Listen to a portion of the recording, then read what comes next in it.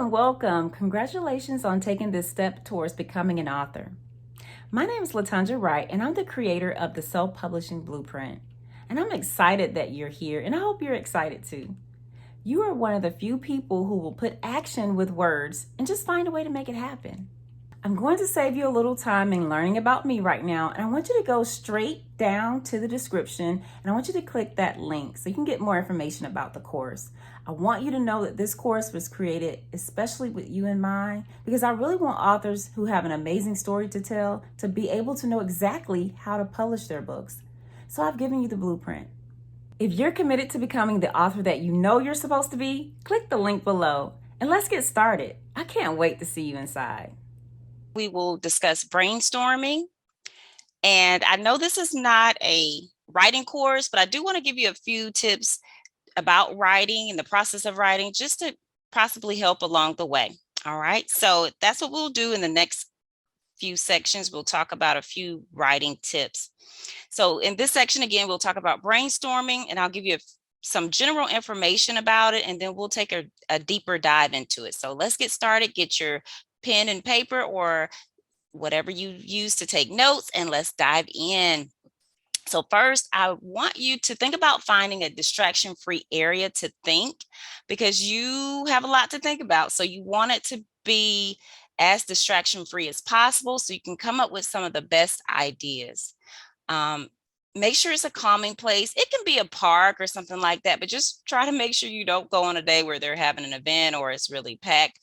You can get some author inspiration in parks, but I would just say stay away from crowded places, okay? Next, choose the best method of recording your thoughts, be it pen and paper or tablet and computer. I know for me, when I first started writing books, I could not be torn away from my pen and paper. It was just an old school way of doing it, but I felt most comfortable doing that. So you may be a person who likes your pen and paper, and that's great, because I will encourage you to keep a notebook. That way, if things come up, you can just jot them down really quick. Or a lot of people use their phones now. That's not as fast for me, but I will do it from time to time. But I can always depend on quickly getting my pen and my notebook out and writing those ideas down. Next, write down all of your ideas, even specific sentences that you might want to go in your book. So you could be cleaning the house or just out and about. Have your notebook handy so that you can write those sentences down. You may come up with a gem that you know has to be in your book. You don't know exactly where yet, but you know you want it in there. So just go ahead and write it down, and you can figure out where it will go later.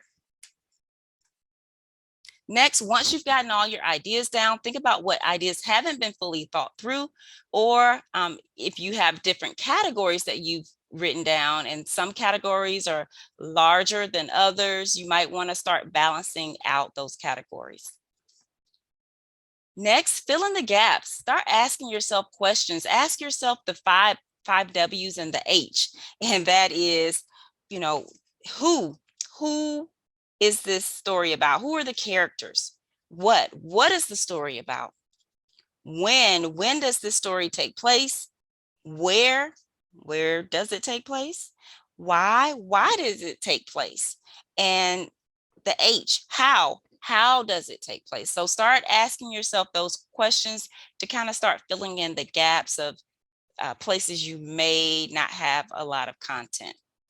All right. Also ask yourself, what ifs? What if this happens? What if that happens? And that's not specific to fiction or nonfiction. You can do that for both. All right. And then word associations. We'll talk a little bit more about word associations in a minute, but that's just thinking of a word and creating more words that are associated with that word. If you find yourself frustrated, please take a break. It may be a 15-minute break. It may be an hour break.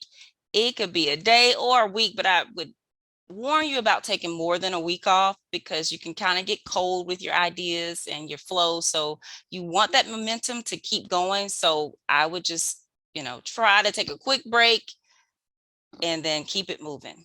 All right. Make sure you take yourself out of your comfort zone and just keep thinking. Keep thinking. When it gets hard, just keep thinking. But if you get too frustrated, again, take a break. Watch something funny, do something inspirational, go to the park. All right, spend some time with family, get a good laugh, and then just come back to your brainstorming. After you have done your brainstorming, it's going to be time to move on to creating an outline if you choose to create an outline. But outlines just help you organize your ideas even further. And we'll talk about outlines in another section. All right, so let's do this. Let's look at where you can find some more techniques. So you're going to go to the curriculum and under brainstorming, which is where you are now listening to this video, there's a file called brainstorming tips. So you'll click on that and this will pop up. So let's just look at a few of those tips. The first tip I wanted to mention are lists. Those are very simple. So I think that's a great way to just get started. You just write down a list like a grocery list. So you're just jotting down your ideas as you're thinking about them. So you're using short words or single words or phrases. And after you've written down a bunch of words and phrases, evaluate your list to choose an idea to expand upon. And you can expand upon that idea by free writing or mind mapping or some other method that you choose, which are also brainstorming techniques. But the idea is just to quickly get your list down so you can start thinking about your topic. All right. Now I have an example here. Let's say we're writing a book about home decorating. This is what our brainstorming list might look like.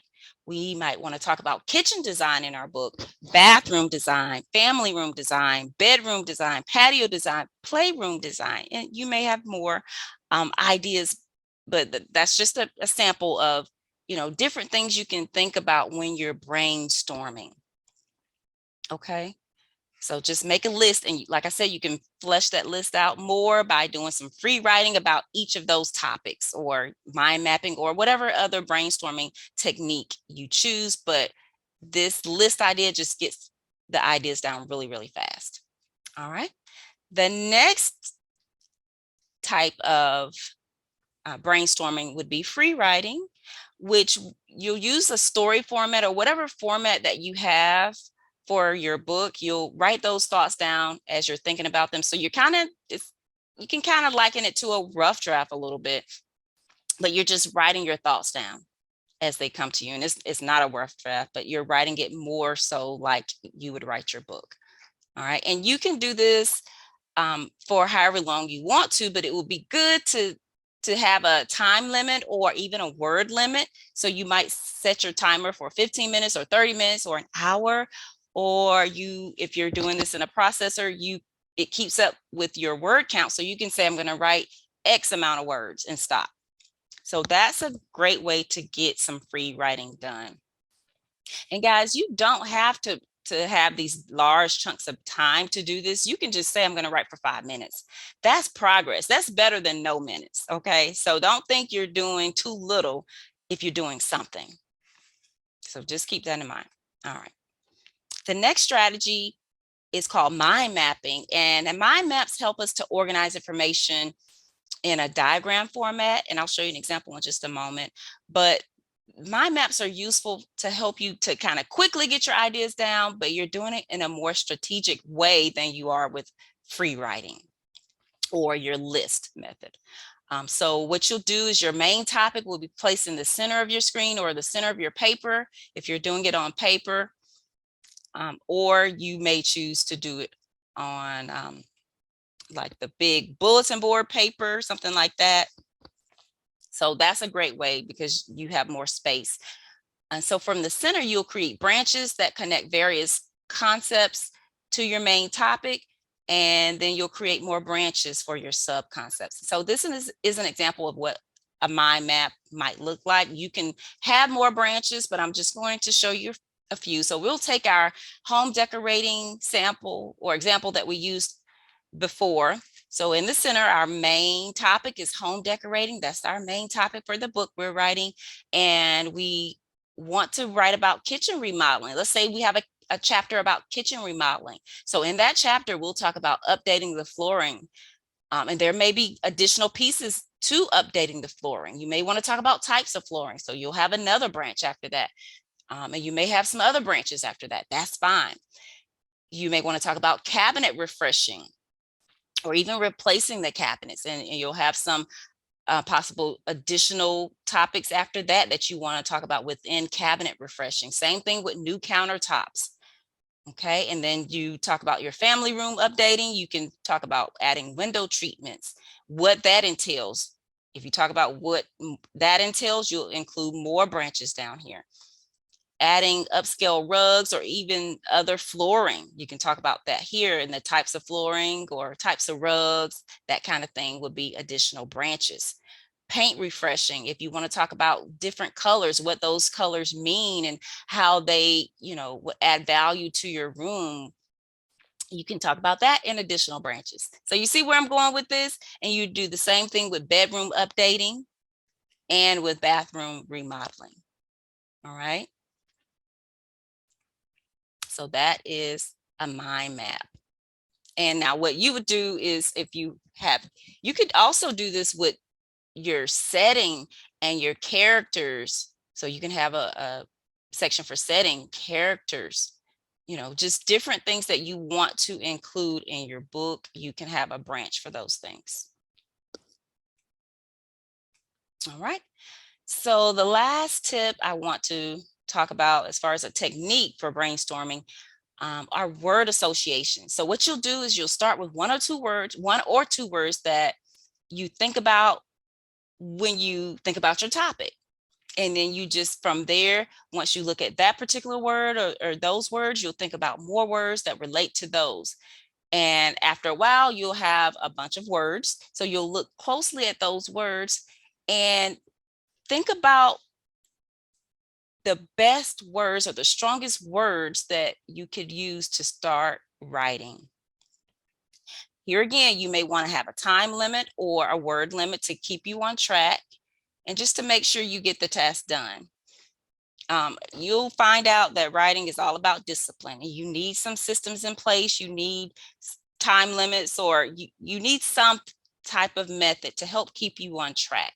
Okay, especially if you are not used to having time constraints. You'll want to do that. You'll want to implement that ASAP. All right, so and that's it as far as the techniques that I want to show you for brainstorming. And we'll use those brainstorming techniques to form your outline. And we'll talk about that in the next section.